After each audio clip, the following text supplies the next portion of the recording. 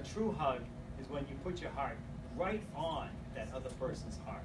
You know, and that's where you really feel. When you say, oh, gee, that was a nice deep hug to somebody, that's because you felt that. You felt that togetherness. And so that's what gives our bodies that lifestyle, that longevity in our lives. Not just the pleasure part of it, but it's fun to talk about. But even with men and women, you know, our lifestyles are really getting in the way.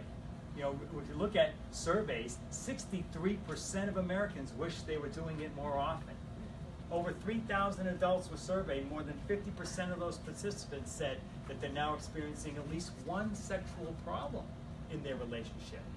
For most females, it's the arousal phase. How do they get themselves to be interested in progressing on? Yes, you know, the early part of that arousal is easy, but as it starts to cycle, as it starts to cascade up into becoming aroused enough to then perform the activity, that's where they're having the problem. In men, it's really about vascular disease. You know, cardiovascular disease in men is so much greater than in women. And most of the time, if you look at what a penile artery looks like, it looks like a coffee stirrer.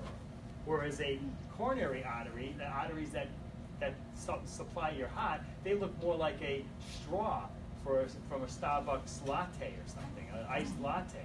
They're very wide compared to that penile coffee stirrer. So you're going to get, like the canary in the mine, that's the warning sign that there's cardiovascular disease going on when the flagpole doesn't go up.